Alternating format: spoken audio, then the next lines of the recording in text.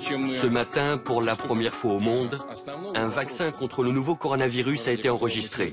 Le ministre de la Santé vous donnera plus de détails, même si je sais qu'il est assez efficace et qu'il donne une immunité durable.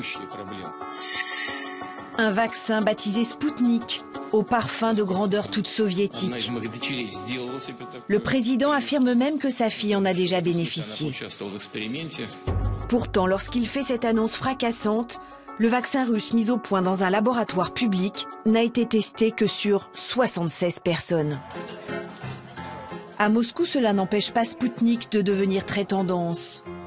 Le bras offert à la piqûre, la fierté patriotique en bandoulière, les people russes posent devant les caméras, s'affichent sur les réseaux sociaux.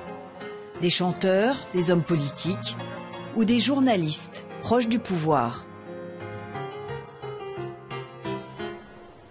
Dans la population, la vaccination a aussi commencé, même si les essais cliniques se poursuivent. Mais les stocks sont faibles. À Yaroslav, à 300 km de Moscou, 42 lots ont été livrés. Voilà le vaccin.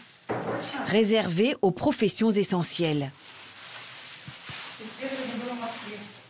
Elena, médecin généraliste, fait partie des heureux élus.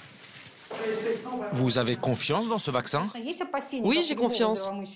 Bien sûr, à un moment, j'ai eu une petite angoisse. C'est normal. Mais au fond, j'ai confiance. Vous savez qu'en France, on ne vaccine personne tant que la phase 3 des essais n'est pas terminée? En Russie aussi, il y a eu des recherches. Ce vaccin ne serait pas prescrit sinon. Mais même en Russie, des voix s'élèvent contre la méthode Poutine. Une hérésie, selon certains scientifiques. Bonjour. Comme Svetlana Zavidova, qui dirige l'association russe sur la recherche clinique.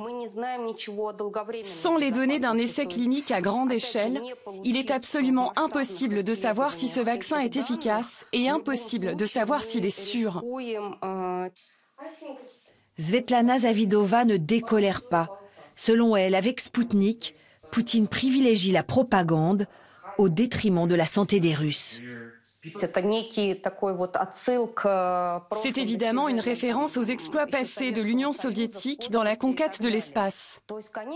L'objectif est ici de démontrer que la Russie est en tête, à la fois à l'intention du monde, mais aussi pour la population russe. Est-ce que c'est la réalité? J'ai bien peur que non. Sous la pression de la communauté scientifique internationale, les Russes ont publié les résultats des 2 premières phases d'essai dans le journal Le Lancet. Des résultats improbables, selon l'épidémiologiste Dominique Costagliola.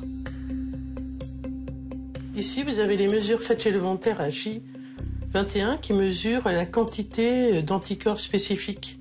Et vous voyez que les points sont exactement les mêmes à J21 et à J28, comme s'il n'y avait eu aucune évolution. Et ça, c'est pas possible. Il y a toujours une petite variation biologique d'une fois sur l'autre. Donc ça, c'est très suspect. Et il y en a plein. Là, je vous montre que la figure 2, mais il y en a dans la figure 3, dans la figure 4. Donc c'est absolument terrible. En clair, qu'est-ce qui s'est passé? Ça laisse penser qu'il y a eu de la manipulation des données. Donc on a trafiqué les figures. Ça, c'est vraiment quelque chose qui est absolument inacceptable. Absolument, vraiment criminel pour moi. Les scientifiques russes ont nié toute manipulation, mais ils n'ont jamais transmis la totalité de leurs données.